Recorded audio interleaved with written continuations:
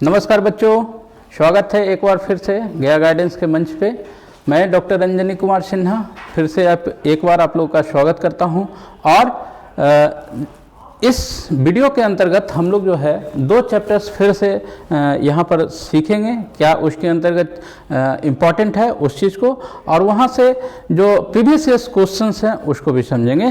तो दो चैप्टर है उसके अंतर्गत। पहला चैप्टर जो है वह लोकतांत्रिक शासन व्यवस्था के परिणाम, क्या इसके जो है प्रभाव पड़े हैं वो उसका अध्ययन करेंगे, और लोकतंत्र के अंतर्गत क्या चुनौतियां हैं। जो हमारा 9वां चैप्टर है वह है लोकतंत्र की चुनौतियां। यहाँ से बच्चों दीर्घ उत्तरीय प्रश्न और लघु उत्तरीय प्रश्न दोनों प्रकार के प्रश्न जो है वह बनते रहते हैं। तो यह ऑब्जेक्टिव तो यहाँ से कम ही बनते हैं, लेकिन लघु उत्तरीय और दीर्घ उत्तरीय प्रश्न जो है वह यहाँ से बने हैं। तो मैं पूर्व की जैसा वीडियो में आपको बताया था कि क्वेश्चंस जो है वह एक साथ है और दोनों चैप्टर जो है वह अलग अलग जो पढ़ना है उसको अलग अलग कर दिए हैं। तो आइए शुरुआत करते हैं, बिना समय गवाए चलते हैं पहले क्वेश्चंस की ओर। देखते हैं कि लोकतांत्रिक व्यवस्थाओं में निम्नांकित किन मुद्दों पर सफलता पाई है। 2020 का यह प्रश्न है, राजनीतिक असमानता को समाप्त कर दिया गया है। तो राजनीतिक असमानता तो अभी समाप्त नहीं हुआ है, लोगों के बीच टकराव को समाप्त कर दिया है। हाँ, यह कुछ चीज़ें हैं क्योंकि लोकतांत्रिक व्यवस्था के अंतर्गत जो है वह कई लोग जो है मिल करके शासन जब चलाते हैं तो टकराव की स्थिति जो है पहले के बनिस्बत अन्य शासन व्यवस्थाओं के बनिस्बत जो है वह कम हुआ है। ठीक है, उसके बाद तीसरा ऑप्शन देखते हैं कि बहुमत समूह और अल्प समूह के साथ एक जैसा व्यवहार करता है। तो ऐसी बात नहीं है कि एक जैसा व्यवहार होता है, अभी भी जो है स्थिति है कि बहुसंख्यक जो लोग होते हैं उसकी बातें जो है वह ज़्यादा मानी जाती है ना। उसके बाद जो है समाज की आखिरी पंक्ति में खड़े लोगों के बीच आर्थिक पैमाना कम कर दिया गया है, ऐसी भी चीज़ें अभी नहीं इम्प्लीमेंट हो सकी है। तो इसका ऑप्शन जो है सही ऑप्शन जो है वह बी है। उसके बाद जो है हम लोग देखते हैं दूसरा प्रश्न क्या कहता है, निम्नलिखित में से कौन सी एक बात लोकतांत्रिक व्यवस्थाओं के अनुरूप नहीं है। 2020 का यह प्रश्न है। देखिए नहीं है, ये लास्ट में चीजें लिखी हुई है। क्वेश्चंस को जो है आप ठीक ढंग से पढ़ेंगे, नहीं तो जो है यहाँ पर अगर आप नहीं पढ़ें, छोड़ दिए पढ़ना, तो जो है उसका आंसर आप जो है दूसरा दे देंगे और वह गलत हो जाएगा। तो नहीं है यानी कि जो है उसको जो है पूरा क्वेश्चन को ठीक से पढ़ना है। कानून के समझ समानता लोकतांत्रिक व्यवस्था के अनुरूप है या? हाँ जी है। उसके बाद कहता है स्वतंत्र एवं, हमको नहीं खोजना है, जो गलत निगेटिव है उसको खोजना है। स्वतंत्र एवं निष्पक्ष चुनाव, तो यह तो लोकतांत्रिक व्यवस्था की खासियत है, यह तो होनी चाहिए, यह तो नहीं होगा। उत्तरदायी शासन व्यवस्था, रिस्पॉन्सिबल गवर्नमेंट जो है वह लोकतांत्रिक शासन व्यवस्था की एक खासियत है, तो यह भी नहीं होगा। बहुसंख्यकों का शासन, बहुसंख्यकों का शासन यह कोई जरूरी नहीं है। यहाँ पर अल्पसंख्यक भी जो है वह शासन कर सकते हैं, कोई भी जो है वह शासन कर सकता है। ठीक है, तो यहाँ पर यह जो है करेक्ट आंसर हो जाएगा आपका। उसके बाद तीसरा प्रश्न हम लोग देख लें। 3 ही प्रश्न यहाँ पर अभी तक मैं इस दोनों चैप्टर से जो है वह कलेक्ट कर सका हूँ, यही प्रश्न आए भी हैं। लोकतंत्र की सफलता निर्भर करती है 2020 में यह प्रश्न आया है नागरिकों की उदासीनता पर। तो देखिए किसी भी चीज़ में जब आप उदासीन होंगे तो वह कार्य जो है वह ठीक से नहीं हो सकेगा। आपका इनर्जेटिक होना, आपका उस कार्य के प्रति उत्सुक होना, यह बहुत ही इंपॉर्टेंट रोल अदा करता है उस कार्य की सफलता के लिए। तो ये तो निगेटिव चीज़ है। एक चीज़ मैं आपको यहाँ पर और बताऊंगा कि वैसे ऑप्शंस जो निगेटिव सेंस वाले हों वो तो कभी आंसर होते ही नहीं है, वो आप उसको किनारे कर दे सकते हैं। ठीक है ना। उसके बाद देखते हैं नागरिकों की गैर कानूनी कार्रवाई पर। तो ये फिर से एक बार निगेटिव तरह की बातें हैं। गैर कानूनी कार्य की कौन जो है वह आपको सहमति दे सकता है, तो यह तो फिर नहीं होगा। नागरिकों की विवेकपूर्ण सहभागिता पर, जो नागरिक हो वह बुद्धिमत्तापूर्ण जो है वह व्यवहार करे, वह शामिल हो चीज़ों को, तब वह चीज़ जो है लोकतंत्र उसमें सफल हो सकता है। यह ऑप्शन सही है। नागरिकों द्वारा अपनी जाति के हितों की रक्षा, अपनी जाति के हितों की रक्षा करने से जो है वह लोकतंत्र कभी सफल नहीं हो सकता है। ठीक है, तो इस प्रकार आपको आपके प्रश्नों को हल करने के आदत डालने होंगे और जो सोशल साइंस का क्यूज होता है उसमें भी आप इस प्रकार से जब नित्य प्रैक्टिस करेंगे तो यह आपकी आदत में शामिल हो जाएगा, फिर आप ज़्यादा से ज़्यादा सही क्वेश्चंस करने में सक्षम हो जाएंगे। आइए हम लोग शुरुआत करते हैं लोकतांत्रिक शासन व्यवस्था के परिणाम से। अब लोकतांत्रिक व्यवस्था जो है हम लोग समझ चुके हैं, जिसमें सभी लोगों को एक साथ शासन में शामिल होने का अवसर प्राप्त हो सकता है, सभी लोगों को अवसर समान प्राप्त होता है, उनको समानता की, स्वतंत्रता की, अवसर की, इन सारी चीज़ों की जो है वह उपलब्धता होती है ना। और यह एक सिर्फ शासन व्यवस्था ही नहीं है, बल्कि यह एक इस प्रकार की चीज़ें हैं जहाँ से एक व्यक्ति जो है वह अपने निर्णयों को, अपने विचारों को अभिव्यक्त करने में सक्षम हो पाता है। दूसरी शासन व्यवस्थाएं जो होती है बच्चों, उसमें जो वहाँ के नागरिक होते थे या होते हैं, अभी भी बहुत सारे ऐसे देश हैं जहाँ पर लोगों को स्वतंत्रतापूर्वक बोलने का अधिकार नहीं होता है। जैसे आप नॉर्थ कोरिया का उदाहरण ले लें, चीन का उदाहरण ले लें, अफगानिस्तान का उदाहरण ले लें, बहुत ऐसे देश हैं जहाँ पर नागरिकों को बेसिक राइट्स जो हैं वह प्राप्त नहीं है, वह गवर्नमेंट को क्रिटिसाइज नहीं कर सकती है। जिस प्रकार यहाँ पे, या लोकतांत्रिक गवर्नमेंट में आप कह ले, सिर्फ यहाँ की बात मैं नहीं करूँगा, लोकतांत्रिक जो गवर्नमेंट होती है वहाँ पर लोगों को आलोचना करने का भी अधिकार होता है। लेकिन हाँ, सभी लोकतांत्रिक देशों में एक समान के अधिकार हैं ऐसी भी कोई सुनिश्चितता नहीं की जा सकती है। कुछ कुछ चीज़ें जो है वह अंतर होती है, और यही कारण है कि आज लोकतंत्र जो है वह विश्व स्तर पर एक बहुत बड़ी शासन व्यवस्था के रूप में जानी जाती है। आगे हम थोड़ा सा देखेंगे कि लोकतंत्र के कौन कौन से गुण हैं। यह प्रश्न आते रहा है कि लोकतांत्रिक शासन व्यवस्था के कौन कौन से विशेषताएं हैं, गुण हैं, उसके तत्व हैं, ये सारी चीज़ें इस प्रकार से कर करके आएगी। तो पहला हम लोग जो जानेंगे वह है इसके अंतर्गत कि जनमत पर आधारित शासन होता है। जनमत पर आधारित शासन यानी कि जनता के मत पर, जनता जिस किसी को अपना मत देती है वह उसी मत के ताकत के बल पर जो है सरकार बनाने में सक्षम होता है, ठीक है ना। दूसरी शासन व्यवस्था की अगर हम लोग कंपैरिजन करेंगे तो जैसे हम लोग राजशाही व्यवस्था की अगर बात करेंगे तो वहाँ पर किसी प्रकार की जो है वह जनता के मत की आवश्यकता जो है वह नहीं होती है। अधिनायक तंत्र की बात करेंगे तो वहाँ भी जो है इस तरह की कोई आवश्यकता नहीं होती है। अन्य जितनी भी शासन व्यवस्थाएं हैं उसमें इस प्रकार के किसी चीज़ की आवश्यकता नहीं होती है। दूसरी जो चीज़ होती है वह लोकतांत्रिक शासन व्यवस्था में समानता और स्वतंत्रता को यह समर्थन देता है, अर्थात इसके अंतर्गत जो जनता होती है उसको अपनी अभिव्यक्ति की आज़ादी होती है और वह इक्वलिटी की जो है वह बात करता है। ऐसे देखिए, आप अगर थोड़ा सा आगे के कक्षा की अगर बात करेंगे तो वहाँ पर इक्वलिटी और इगैलिटेरियन दो तरह की चीज़ें आती है, जहाँ पर बात की जाती है कि इक्वलिटी जो है वह कभी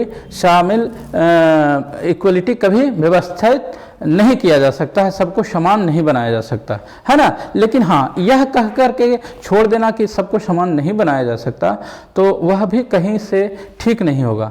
इसके अंतर्गत चीज़ें क्या होती है कि जहाँ खाई इतनी बड़ी है उसको कम से कम करने का जो है प्रयास किया जाता है इक्वलिटी के अंतर्गत आज की तारीख में। लेकिन इक्वलिटी कहने का मतलब यह नहीं होता है, वह इगैलिटेरियन की बात आती है, मतलब खाई को जो है कम करना। इक्वलिटी मतलब आप एक हैं तो हमको भी एक चाहिए, आपके पास 1 लाख रुपए अगर मंथली आ रहा है तो हमारे पास भी 1 लाख रुपए मंथली आनी चाहिए। इक्वलिटी ये चीज़ें होती है, लेकिन फिर भी यह जो है व्यवस्था में सुधार लाने का प्रयास करता है, नो डाउट।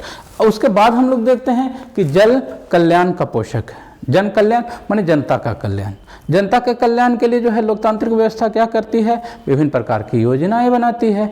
जो वृद्ध हैं, जो कमज़ोर वर्ग के लोग हैं, उनके लिए जो है वह खाने के, रहने के, पहनने के हर तरह की योजना जो है वह व्यवस्था गवर्नमेंट के द्वारा की जाती है। और अगर हम लोग डायरेक्टिव प्रिंसिपल्स की बात करें तो उसके अंतर्गत इस तरह की चीज़ें जो है वह गवर्नमेंट को निर्देशित की गई है कि आप किस प्रकार प्रकार की पॉलिसी लेकर के आएं ताकि आपको अधिक से अधिक लोगों को उसका लाभ प्राप्त हो सके। राजनीतिक जागृति भी जो है वह लोकतांत्रिक शासन व्यवस्था का एक गुण है।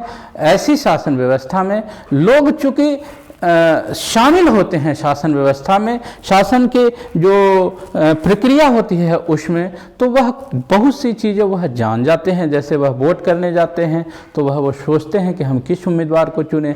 वो जैसे वह इलेक्शंस में खड़ा होते हैं तो वह अपनी जो है वह एक पॉलिसी निर्धारित करते हैं, जो वोटर्स को लुभाने का अपना एक मेमोरेंडम जारी करते हैं कि हम अगर गवर्नमेंट में आते हैं तो इस प्रकार के कार्य करेंगे, इस प्रकार के कार्य करेंगे, है ना। तो ये सारी चीज़ें जो है वह पब्लिक को जो है क्या करती है, जागरूक करने का कार्य करती है। उसके बाद हम लोग क्या देखते हैं, लोकप्रिय और अस्थायी शासन की व्यवस्था होती है। क्यों होती है? क्योंकि इसमें जनता का समर्थन प्राप्त होता है, और जनता जब समर्थन देती है तो कोई भी गवर्नमेंट जो है वह अस्थायी रूप से जितने समय के लिए वह चुनी जाती है वह उस समय तक के लिए उसको फिर सोचना नहीं पड़ता है। उस निर्धारित समय में वह अपने कार्यों को खूब आराम से करने में सक्षम होता है, और वह जब अच्छे कार्य करता है तो गवर्नमेंट को फिर से जो है उसी गवर्नमेंट को जनता फिर से अवसर देती है ताकि आप और अच्छा जो है वह कार्य कर सकें। ठीक है। उसके बाद राजनीतिक और सामाजिक क्रांति, इस तरह की चीज़ें जब होगी नहीं, क्योंकि सबको जब अवसर मिलेंगे, सबको अभिव्यक्ति की आज़ादी मिलेगी, सबको आर्थिक समानता और सामाजिक समानता एक बेसिक जो नीड होती है उसको फुलफिल करने का प्रयास किया जाएगा, तो फिर इस तरह की चीज़ें जो है वह नहीं होगी। ठीक है। उसके बाद हम लोग और देखते हैं क्या है कि राष्ट्रीयता और देशभक्ति की भावना का विकास होता है। लोकतंत्र के मुख्य गुण के अंतर्गत ही हम लोग देख रहे हैं कि इसके अंतर्गत क्या होता है कि जो व्यक्ति होते हैं क्योंकि शासन में आने का उनको मौका मिलता है, अपने लिए अपने समाज के लिए कुछ करने का अवसर मिलता है, तो उनमें कहीं ना कहीं जो है वह राष्ट्र के लिए भी जो है एक सोच डेवलप होती है, वह उस ओर कार्य करने के लिए जो है वह प्रेरित होते हैं, उसमें अपनापन जो है वह बनता है। जब देखिए किसी चीज़ को आप देंगे उनको अवसर, तो कहीं ना कहीं उसमें क्या होता है, एक अटैचमेंट हो जाता है, और जब उसको आप रोकेंगे तो वह फिर जो है आने का वह अपनी पुरजोर कोशिश करेगा, और जब आने का पुरजोर कोशिश करेगा तो वह आपका कहीं ना कहीं वह विरोध करना शुरू करेगा। ठीक है। इस तरह से चीज़ें जो है वह होती है। इसके अंतर्गत हम लोग और क्या देखते हैं कि व्यक्ति की गरिमा में वृद्धि होती है। व्यक्ति की गरिमा में वृद्धि कैसे होती है? हमारे संविधान में कई ऐसे मौलिक अधिकार के अंतर्गत प्रोविजंस किए गए हैं जो अनुच्छेद 12 से अनुच्छेद 35 में यह व्यवस्था की गई है। भाग 3 यह व्यवस्था करता है कि भिन्न भिन्न प्रकार के जो है वह 6 प्रकार के मौलिक अधिकार भारतीय नागरिकों को प्राप्त है, जिसके अंतर्गत वह न सिर्फ विधि के समझ समानता से लेकर करके आपको अनुच्छेद 32 की अगर हम लोग बात करें तो जो आपको संवैधानिक उपचारों का अधिकार जो बात करता है, वहाँ तक भिन्न भिन्न प्रकार के उसमें कई सारी चीज़ें आती हैं, जैसे अभिव्यक्ति की स्वतंत्रता है, जैसे आपको जीवन की स्वतंत्रता है, जैसे आपको धार्मिक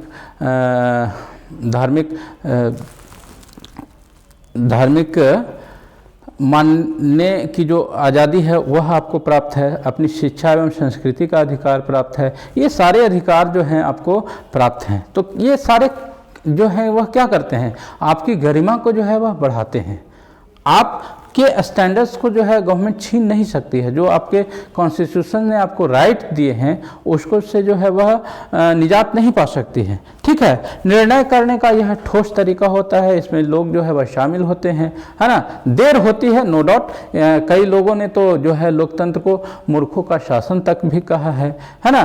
तो इसके पीछे कारण क्यों है? बहुत सारे हैं चीज़ें। देखिए बहुत से ऐसे कोट जो है ना वह पॉलिटिकल साइंस के कई सारे विद्वान देते हैं, लेकिन इससे यह नहीं हो जाता है कि कोई अगर किसी चीज़ की अगर वह आलोचना करता है तो वह चीज़ें खराब हो जाती है। वह उसकी सोच हो सकती है इकलौते व्यक्ति की या उस व्यक्ति विशेष की, लेकिन वह पूरी व्यवस्था खराब हो जाए ऐसी चीज़ें नहीं होती है। हाँ, कुछ उनके वह थेसिस जरूर रहे होंगे जिसके कारण जो है वह डिले होता है। लोगों को वोट डालने की आज़ादी होती है, बहुत लोग जो है वोट के वैल्यू नहीं समझते हैं, तो कोई जो है अपने वोट को जो है पैसे के बल पर भी जो है बेच देते हैं और पैसे के आधार पर जो है अपनी वोट किसी को भी दे देते हैं। तो बहुत सारे ऐसे कारण हैं जिसको देख करके वह हम समझते हैं कि इस तरह का कोटेशन बोले होंगे, हम समझते हैं, है ना। लेकिन खैर इसका मतलब यह नहीं है कि यह चीज़ें सही नहीं है। अगर यह चीज़ें सही नहीं होती तो आज पूरे विश्व में इस व्यवस्था को स्थापित करने की बात नहीं होती और इतने सारे देशों में यह व्यवस्था स्थापित नहीं हुई होती।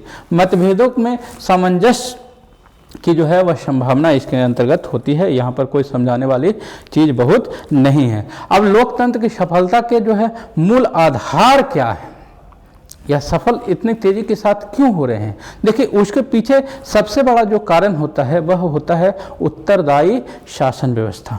उत्तरदायी शासन व्यवस्था कहने का मतलब है कि गवर्नमेंट अपने प्रत्येक कार्य के लिए उत्तरदायी है कि हमने यह कार्य किया है तो क्यों किया है, यह कार्य नहीं किया है तो क्यों नहीं किया है। हम लोग देखते हैं कि सदन जब चलता है, चाहे वह लोकसभा हो केंद्र स्तर पर या विधानसभा हो आपके राज्य स्तर पर, तो जब सदन चलता है तो उसमें आप देखते होंगे कि पहला घंटा जो होता है वह क्वेश्चन आवर का होता है। उसमें विपक्ष के पार्टी जो होती है वह प्रश्नों के माध्यम से सत्तारूढ़ जो दल होते हैं, सत्ता पार्टी की जो सरकार होती, सत्ता पार्टी जो होती है उससे प्रश्न पूछता है कि ये आप कार्य क्यों नहीं कर रहे हैं या ऐसा क्यों आपने किया है। और वहाँ पर जो सत्तारूढ़ पार्टी होती है वह जवाबदेह होती है। संघ के सरकार जो संघ में जो शामिल सरकार होती है वह उस क्वेश्चंस को देने के लिए बाध्य होते हैं। एक वैध शासन व्यवस्था जो है इसके अंतर्गत स्थापित होती है। वैध इस मायने में क्योंकि उसको जनता का समर्थन जो है वह प्राप्त होता है। जनता जब किसी चीज़ को सपोर्ट करती है, लीगली वह चीज़ें हो जाती है, वह कानूनी जो है वैध हो जाती है। और जब जबरदस्ती अपनी ताकत के बल पर, शक्ति के बल पर जब कोई व्यक्ति शासन में अपने आप को स्थापित कर लेता है तो वह जो है अवैध चीज़ें हो जाती है, जिसमें हम लोग देखते हैं कि सैनिक शासन की जहाँ पर व्यवस्था होती है, जैसे अभी हम लोग बांग्लादेश का उदाहरण ले लें तो वहाँ पर हम लोग देखते हैं कि वह वैध शासन व्यवस्था के अंतर्गत चीज़ें नहीं होती है। क्यों? क्योंकि वह आम पब्लिक को उसको सपोर्ट नहीं करती है। ठीक है, आर्थिक असमानता में कमी एवं आर्थिक विकास के अवसर भी जो है इसके अंतर्गत प्राप्त होते हैं। मैं अभी पहले भी जिक्र किया था, समानता और इक्वलिटी और एगलिटेरियन का आपको फर्क बताया था। इक्वलिटी अर्थात एकदम बराबर बराबर, अगर आप 10 हैं तो मुझे भी 10 चाहिए, लेकिन एगलिटेरियन जो है वह चीज़ें कहता है कि जो है आपको अपॉर्चुनिटी जो है वह मिलनी चाहिए, अवसर जो है मिलने चाहिए, बेसिक राइट्स आपके जो है वह मिलने चाहिए, बेसिक नीड आपके पूरे होने चाहिए, इस तरह की बात करता है। विविधता में वह सामंजस्य स्थापित करने का इसके अंतर्गत बात होती है। विभिन्न धर्मों के, विभिन्न क्षेत्रों की संस्कृतियों को समाहित करने का जो है इसमें पावर होता है। और कई प्रकार के जब लोग इस तरह की शासन व्यवस्था में शामिल होते हैं तो वह एक बेहतर तरीके से जो है चीज़ें कार्य करना शुरू करती हैं, है ना। नागरिकों की गरिमा में वृद्धि करता है, ये चीज़ों हम लोग बात में भी चर्चा कर लिए थे। और ये चीज़ें जो है इसकी चर्चा जो है हम लोग पूर्व की जो वीडियो हुई थी उस क्लास में भी हम लोग वर्णन कर चुके हैं, तो इस चीज़ को मैं यहाँ पर फिर से रिपीट नहीं करूँगा। जैसे भारतीय लोकतंत्र की सफलता के मार्ग की कुछ बाधाएं क्या है, तो शिक्षा का अभाव है, सॉरी एक मिनट जरा सा, हाँ इसकी चर्चा हम लोग नहीं किए थे, थोड़ा सा हमको भ्रम हो गया था दूसरे वीडियो का। तो इसके बाद वाला जो क्लास है उसमें इसकी रिपीटिशन है, मैं थोड़ा पहले ही समझ गया था, खैर कोई बात नहीं है। शिक्षा का अभाव, तो ये चीज़ें जो है वह लोकतंत्र में एक बहुत बड़ी बाधा है। कैसे बाधा है? देखिए, जब हम शिक्षित नहीं होंगे, हम अपने अधिकार को नहीं जानेंगे, हम अपने जो है वह ड्यूटीज़ को नहीं जानेंगे, कर्तव्य को नहीं जानेंगे, तो हम इतना तय है कि जो है जो चीज़ें होनी चाहिए उस तरह का व्यवहार हम नहीं कर पाएंगे। और यही कारण है कि जे.एस. मिल नाम के एक पॉलिटिकल साइंस के बहुत बड़े विद्वान रहे हैं, वह पढ़े लिखों को 5 वोट और जो पढ़े लिखे नहीं हैं जो अपनी वोट की वैल्यू नहीं समझ सकते हैं, नहीं जानते हैं, उनको एक वोट की वकालत करते हैं। बहुलवादी विचारधारा उनकी यहाँ पर आती है, लेकिन यह लोकतांत्रिक व्यवस्था के खिलाफ हो जाती है, क्योंकि लोकतांत्रिक व्यवस्था में सबको समानता की बात होती है। इस कारण से जो है उनकी चीज़ें यहाँ पर एक्सेप्ट नहीं हुई है। ठीक है, लेकिन हाँ, शिक्षित होंगे आप तो आप सब चीज़ को अच्छे से समझ पाएंगे, सब कार्य जो है आप अच्छे ढंग से करने में सक्षम हो पाएंगे। ठीक है, उसके बाद हम लोग क्या देखते हैं कि लोकतंत्र में विश्वास की कमी भी है। कहीं ना कहीं यह भी लगता है कि चलो ठीक है, सबका शासन है, करेगा, हमको क्या दिक्कत है, हमारी तो जो स्थिति है वही रह रही है, सरकार चाहे किसी की बन जाए, हमारी स्थिति में तो बदलाव होता नहीं है, हम तो जो कार्य कर रहे हैं वही कार्य करते रहते हैं, चाहे इस पार्टी की सरकार बने चाहे वह किसी और पार्टी की सरकार बने, वो आती है और फिर उसी तरह के वादे करके चली जाती है, करती कुछ नहीं है। ये सारी चीज़ जो है वह कहीं ना कहीं बहुत से लोगों के दिमाग में यह चीज़ें चलती है। नागरिक गुणों का जो है अभाव भी जो है वह देखा गया है। कहीं ना कहीं जो है यह टच करता है कि जो नागरिक से यह अपेक्षा की जाती है कि वह अपने जब उनको राइट्स मिलते हैं अपने निर्णय करने के लिए, उस समय भी जो है वह आसानी से उसको छोड़ देते हैं या उसको उपयोग जो है वह नहीं करते हैं। ठीक है, सामाजिक असमानता जो है हमारे के यहाँ इतना विद्वान है कि कहिए मत। मतदान का दुरुपयोग जो है वह हम लोग देखते हैं कि इलेक्शंस के दरमियान किस प्रकार एक दबंग उम्मीदवार जो है ज़बरदस्ती अपने पक्ष में जो है वोटर्स को किस प्रकार मत दिलाने के लिए जो है वह अपने शक्ति बल का प्रयोग करता है या पैसे के दम पर जो है उसको अपनी तरफ लुभाने का प्रयास करता है। देखिए, ये चीज़ें जो मैं बता रहा हूँ वह चीज़ें व्यवहारिक रूप में आपको दिख जाएगी, लेकिन लीगली जब आप बात करेंगे तो इस तरह की चीज़ें नहीं है बच्चों। आपको लगेगा कि सर ऐसा तो कहीं लिखा नहीं गया है, कहीं कहता नहीं है, लेकिन कहने की बहुत चीज़ें नहीं हैं, लेकिन व्यवहार में तो वो चीज़ें दिखती हैं। कहने के लिए तो जो है हम लोग कहते हैं कि स्वतंत्र और निष्पक्ष न्याय जो है होता, ये निर्वाचन होता है, होता भी है, इसमें कहीं कोई शक नहीं है। लेकिन क्या सब व्यवस्थाएं इस तरह की हैं, सब जगह इस तरह की चीज़ें हैं? क्या सभी उम्मीदवार इस तरह से जो है व्यवहार करते हैं? नहीं। तो यह चीज़ें जो है अभी कमी है। सामाजिक असमानता हमारे क्या है, एक आज भी जो है वह डिवाइडेशन जातीयता के नाम पे जो है, कैटेगरी के नाम पे आज भी हमारे संविधान में, हमारे समाज में विद्यमान है। भले हमारा संविधान उसको जो है वह मना करता है, लेकिन वह चीज़ें आप आए दिन जो है वह देख सकते हैं। आर्थिक असमानता है, एक व्यक्ति जो है वह नित्य नए कपड़े बदल सकता है, लेकिन एक व्यक्ति जो है एक ही कपड़े पर जो है महीनों अपना समय गुजारता है। एक व्यक्ति जो है डेली जो है वह अपने शौक की चीज़ें वह पूरी कर लेता है और एक व्यक्ति जो है अपना बेसिक नीड्स भी पूरा करने में सक्षम नहीं हो पाता है। तो यह असमानता जो है वह कहीं ना कहीं जो है एक विभेद जो है वह सामने लेकर करके आता है। ठीक है, निष्पक्ष समाचार पत्रों का भी अभाव है। कैसे है? क्योंकि देखिए आज की तारीख में कहा जाता है कि समाचार पत्र जो हैं जब वह स्वतंत्रतापूर्वक अपने कार्य करते हैं तो वह लोकतंत्र के विकास में सहायक होते हैं। लेकिन आज की तारीख में आप देख लें कि कई सारे न्यूज़ चैनल से लेकर के आपके समाचार पत्रों तक आप बहुत कम ऐसे न्यूज़ देखेंगे जो जिसमें खुली किसी गवर्नमेंट की जो है वह आलोचना आती है। वह उनको पता नहीं, उनको ऐसा लगता है कि वह अपने कार्य भूल से गए हैं या उनके ऐसी संबंध है सरकार से कि उनसे उनको ज़्यादा लाभ मिलता है, और वह अपने जो मूल कार्य रहे हैं, जो समाचार पत्रों का मूल कार्य रहता है वह आलोचना करने का रहता है, ताकि गवर्नमेंट जो है वह अपने कार्यों के प्रति सजग रहे। तो वह उस कार्य की ओर न ध्यान दे करके किन्हीं अन्य कार्य में लगे हुए पाए जाते हैं। ठीक है, उसके बाद जो है हम लोग देखें शिक्षा का प्रसार करके बेरोजगारों को जो है रोजगार दे करके इस तरह की जो है व्यवस्था करके हम लोग लोकतंत्र को सफल बना सकते हैं।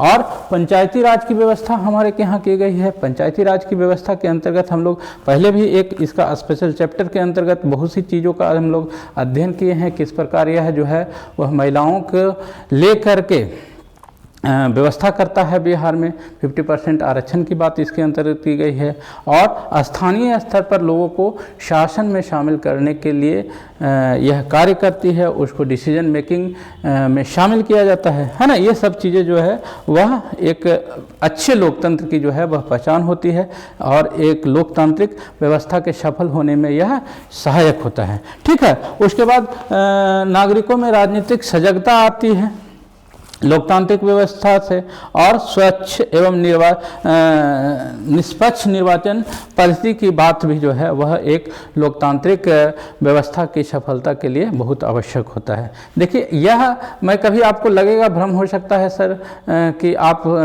कभी कहते हैं कि जो है वह निष्पक्ष चुनाव नहीं होते हैं, कभी आप कह रहे हैं कि निष्पक्ष चुनाव जो है अनिवार्य हैं। तो मैं यह आपको जो है वस्तु स्थिति दोनों तरह की चीज़ जो है आपको बताना जरूरी होता है।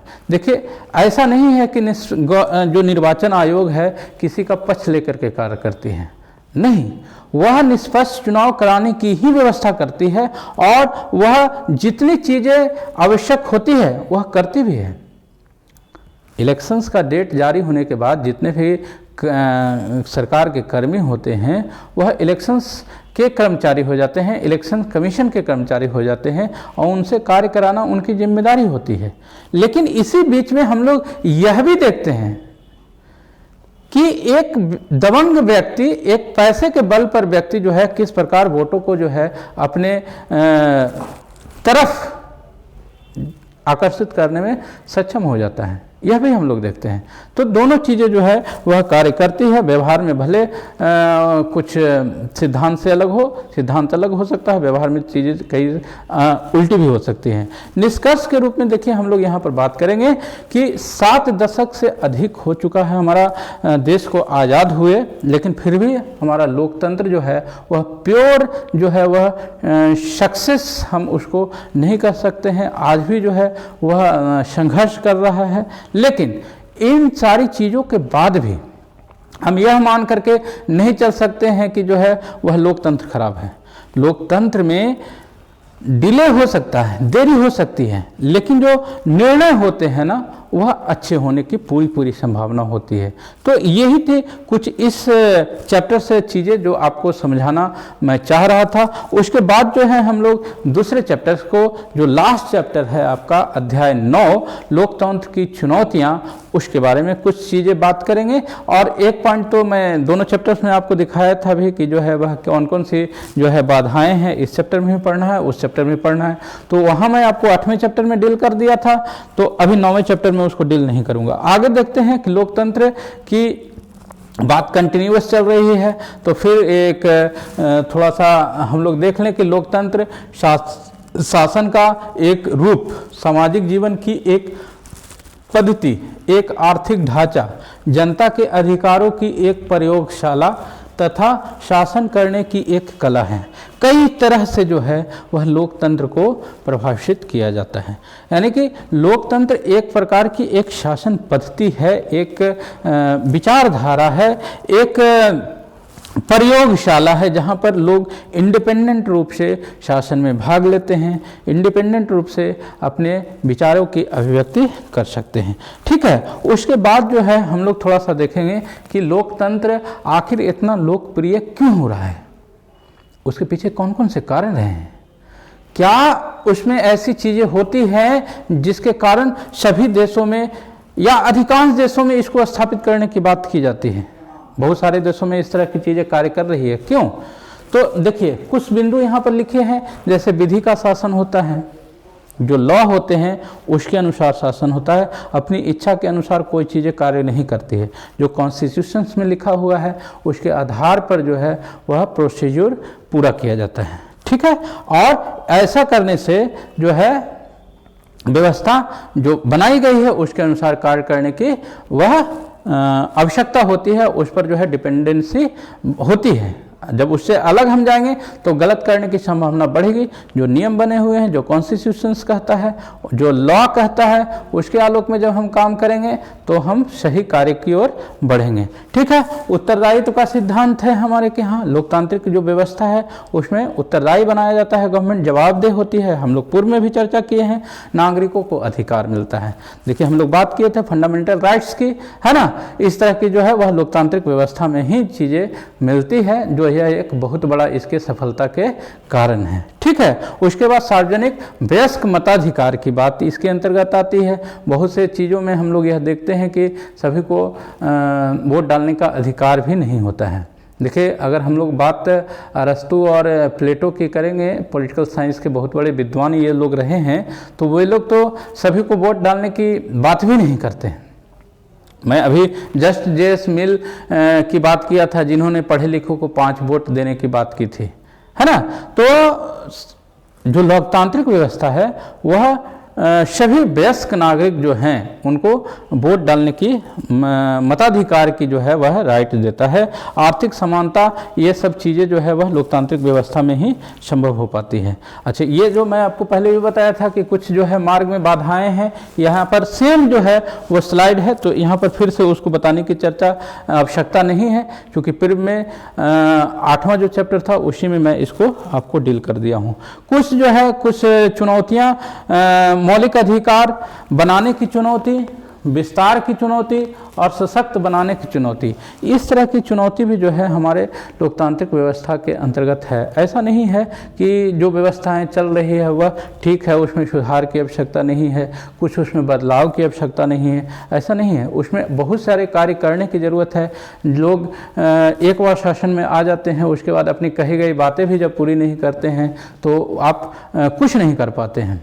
तो अभी बहुत सी ऐसी चीज़ें हैं, उनको राइट टू रिकॉल लाने की आवश्यकता है, जहां पर आप अपने वादे को फुलफिल करने के लिए बाध्य होने की आवश्यकता है। बहुत सी ऐसी चीज़ें हैं, मैं किसी बिंदु पर लेकर के यहाँ पर आपसे डिबेट या उस पर बहुत ज़्यादा डिटेल्स में जाने की आवश्यकता मैं नहीं समझ रहा हूँ, चूँकि अभी एग्जामिनेशन का समय है। आपको कम से कम में ज़्यादा से ज़्यादा चीज़ें समझाने की ज़रूरत है। लेकिन नटसेल में आप यह बात समझ लें कि अभी जो लोकतांत्रिक व्यवस्था है उसमें बहुत सारे सुधार और बहुत सारी उसमें अभी चुनौतियां हैं। ठीक है, उसके बाद हम लोग देखेंगे कि प्रत्येक व्यक्ति जो है वह लोकतांत्रिक व्यवस्था से क्या अपेक्षा रखता है। वह चाहता है कि हमारे साथ भी जो है वह समान व्यवहार हो, जो अगला को अवसर मिल रहा है वो हमको भी प्राप्त हो, जो उसके बेसिक राइट्स मिल रहे हैं वो हमें भी प्राप्त हो, है ना। यानी कि अपॉर्चुनिटी के जो है वह अवसर जो है वह हमको समान रूप से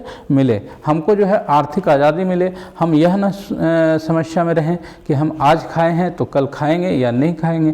हमको जो है बेसिक नीड जो है वह गवर्नमेंट एक लोकतांत्रिक व्यवस्था में पूरी कराती भी है। ठीक है, उसके बाद जीवन की रक्षा और गरिमा में जो है वह वृद्धि करने का कार्य भी जो है वह हम लोग देखते हैं। बात थोड़ा सा हम लोग बिहार के लोकतंत्र की बात करेंगे कि बिहार में लोकतंत्र किस प्रकार से है कार्य कर रहा है। तो हम लोग चलेंगे थोड़ा सा हिस्ट्री में, तो देखते हैं कि हमारे बिहार में एक लिच्छवी स्थान है जो वैशाली ज़िले में रहा है, और वहाँ लोकतांत्रिक शासन व्यवस्था की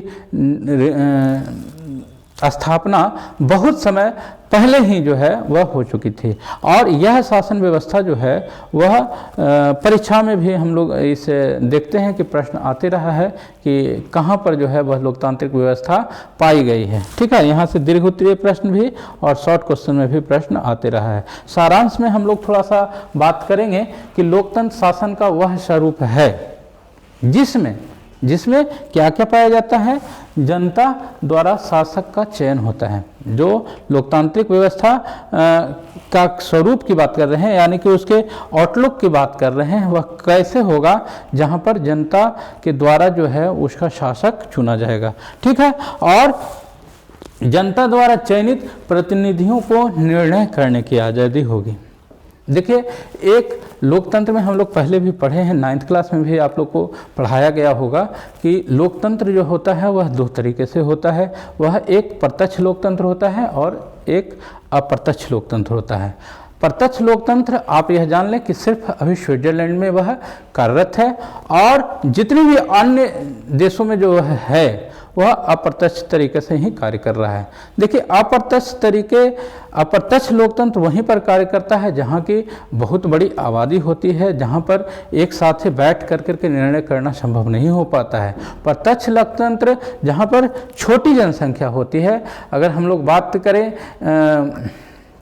पोलिश की, एथेंस वगैरह की राजनीति, तो वहाँ पर जो है प्रत्यक्ष लोकतंत्र हुआ करता था। जहाँ पॉलिटिकल साइंस की शुरुआत जो होती है वह यूनानी नगर राज्य से होती है, और वहाँ पर प्रत्यक्ष लोकतंत्र हुआ करता था बच्चों।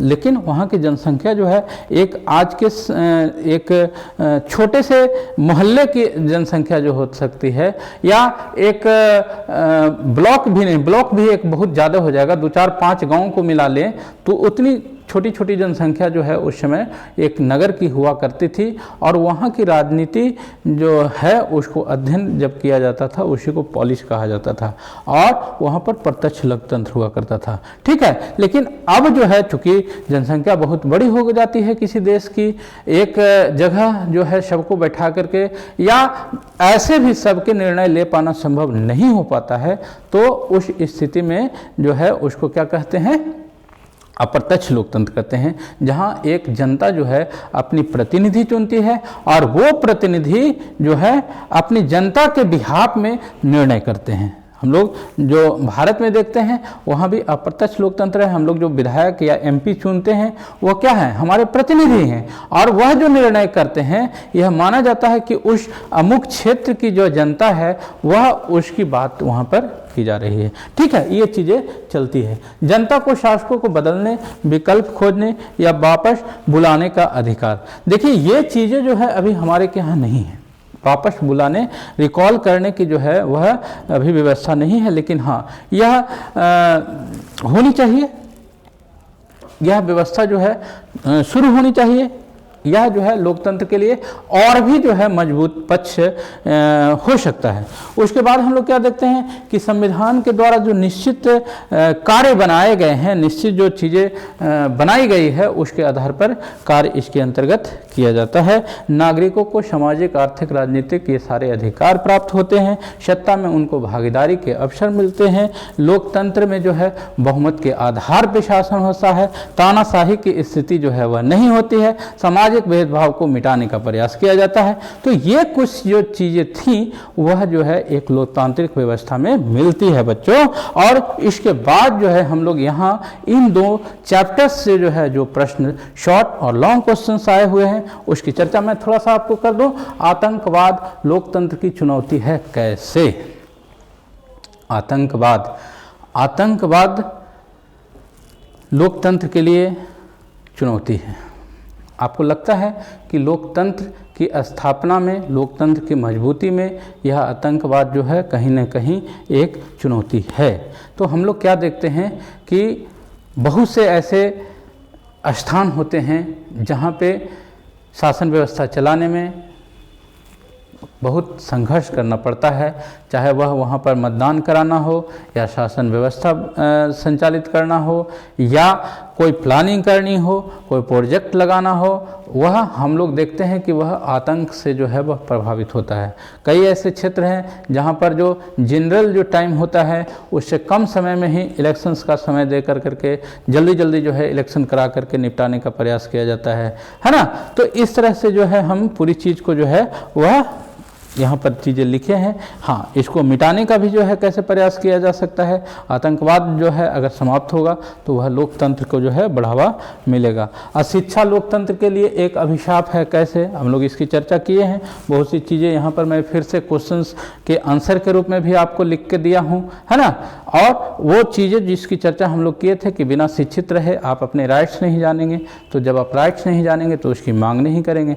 आप जिस स्थिति में हैं उसी स्थिति में बने रहेंगे, है ना। तो ये सब चीज़ें जो है यहाँ पर चर्चा की गई है। भारतीय लोकतंत्र की किन्हीं 4 समस्याओं का वर्णन करें तो इसको आप देख लीजिएगा। इस पर हम लोग बहुत सी चीज़ें लिखे हैं, जैसे अधिकार और कर्तव्य के प्रति जो है वह सचेत नहीं रहते हैं शिक्षा के कारण, है ना। सामाजिक समानता की जगह जाति धर्म उच्च नीच भेदभाव का जो है हमारे के यहाँ प्रचलन है ना।